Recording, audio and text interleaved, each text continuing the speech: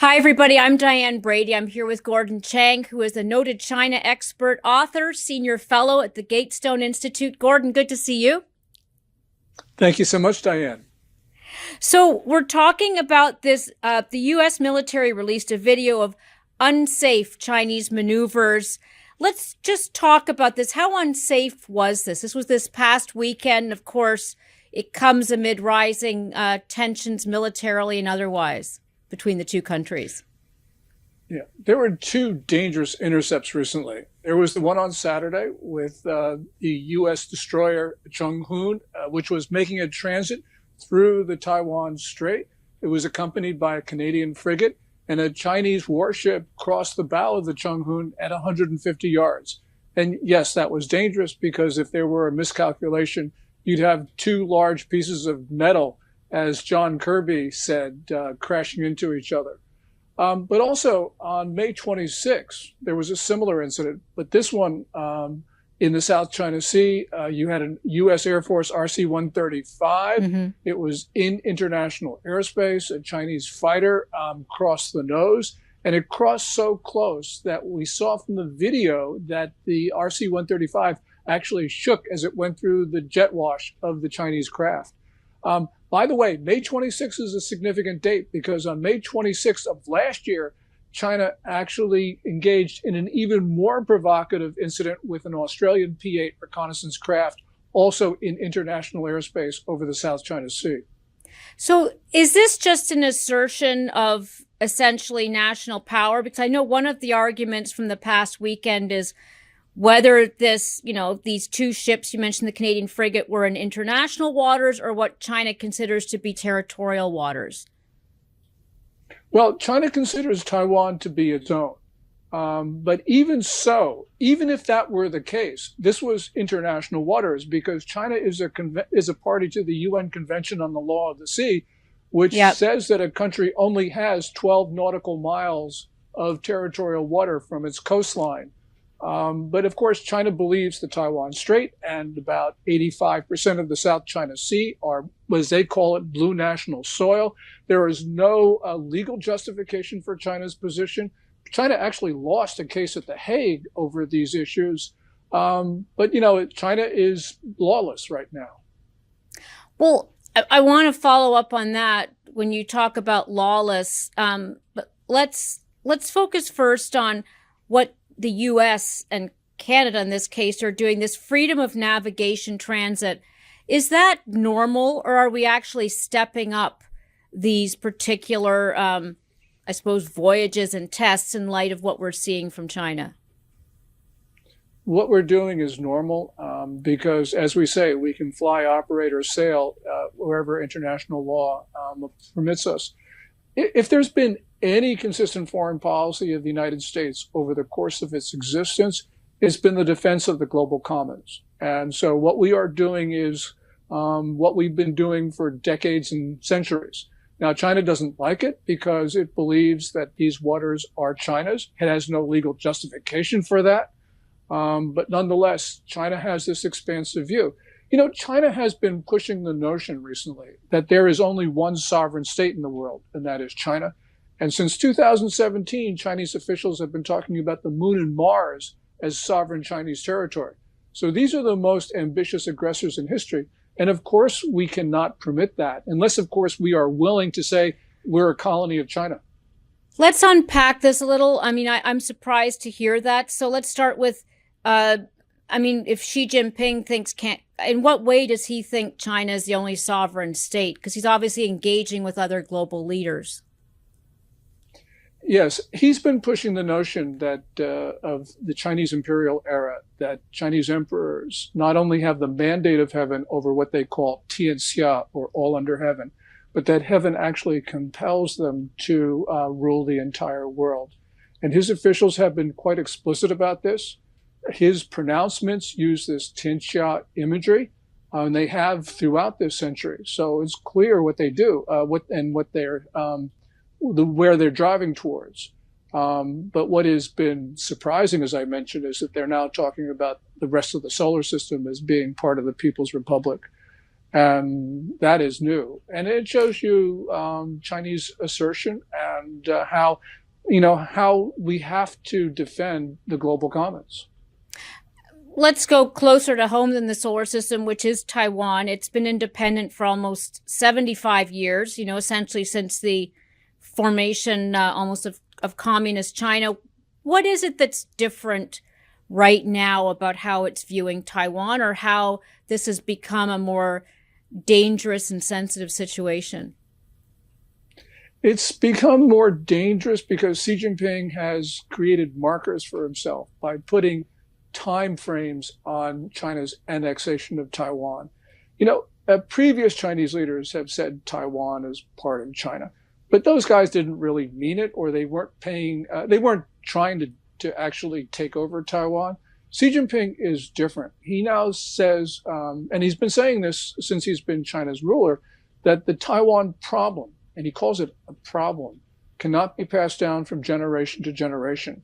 And recently, Chinese propaganda and Chinese official pronouncements talk about how Taiwan must be taken over in the quote-unquote new era. Well, new era is Xi Jinping speak for his time at the top of the Communist Party. So he is putting, in a sense, telling the Chinese people that he will do this, which means that every year that passes where Taiwan remains independent, it puts more pressure on him to act. Isn't a stable Taiwan better for the U.S. economy, certainly, but also the Chinese economy, in terms of chip production and all the various other ways in which Taiwan is both integrated into the China supply chain, but also heavily invested in the mainland, too? The status quo is actually good for the People's Republic. Now, Xi Jinping would like to take Taiwan intact without firing a shot, which means that China would obviously be stronger because, among other things, China would then dominate the global chip industry. There's one Taiwan company, TSMC, Taiwan Semiconductor Manufacturing Company, which makes about 92% of the world's made-to-order chips. In other words, the most sophisticated semiconductors. So, yeah, he would like that. But he's being unrealistic if he thinks that he can take Taiwan intact without it being damaged. So if we look at what's happening in the political context right now, I know that there were discussions about this at what's called the Shangri-La Dialogue in Singapore. There's a lot of curiosity as to whether Xi Jinping is going to even come to the APEC summit this year. I mean, can you give us some sense of just how cold the relations are between the U.S. and China on a political level from your experience at this moment in time? Well, there's been a fair amount of communication between senior officials on both sides. So, for instance, the Chinese Commerce Minister came to Washington to speak to Commerce Secretary Gina Raimondo. National Security Advisor Jake Sullivan saw Wang Yi, his counterpart in Europe, for basically a 2-day meeting.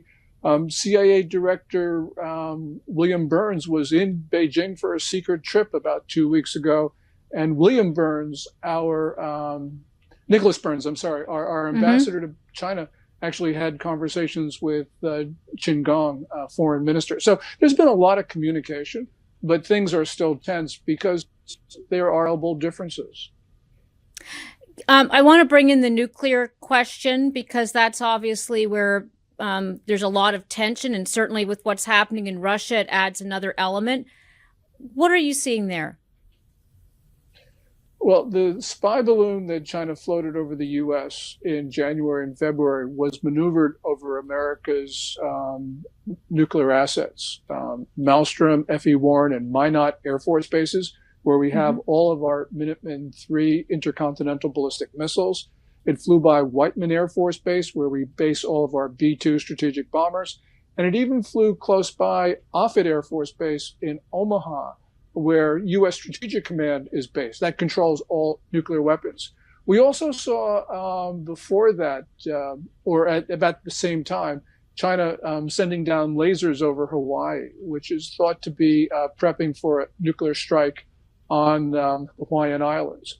When you think about Russia's invasion of Ukraine, how much has that really changed the dynamics and politics of the region for Xi Jinping? One thing is it's exposed the closeness of the relationship between Xi Jinping and Vladimir Putin, because China actually from the beginning of this war has gone all in support of the Russian war effort, including providing lethal aid. What was, I thought, fascinating was the comment that Xi made on March 22nd when he was bidding farewell to Putin in Moscow after the end of their 40th in-person chat, where Xi Jinping said, quote, "Change is coming that hasn't happened in 100 years, and we are driving this change together." Those were words that he exchanged with Vladimir Putin, which basically said, look, China and Russia are essentially an allies. They are working together. They are driving events, and the United States is not a factor. So this has made it very clear that the world has divided into camps. But unfortunately, America's national security establishment doesn't want to recognize what has occurred. China and Russia, along with their proxies, are working very closely together. What is the right reaction? Let's end with that, because obviously in terms of rhetoric, I know that we called this latest incursion a bullying effort. What should or could the U.S. be doing in a way that doesn't escalate tensions to the point of war? I don't know if that is possible.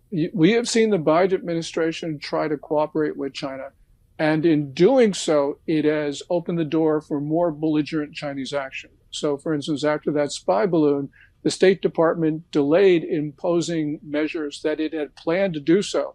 This is the Reuters reporting, and basically that tells Xi Jinping that the more provocative he is, the United States will continue to back down, and seen a very bad cycle since that time. The only thing I think the United States can do is to try to reestablish deterrence, extremely dangerous, but we don't have a choice. So I hope that there is a policy path forward, but because of the problems inside China, because of the way Xi Jinping views the United States, I don't think that there are many good options here. Gordon, as always, thank you for helping us put things into context and see around the corner. Look forward to continuing the conversation. Thank you so much, Diane.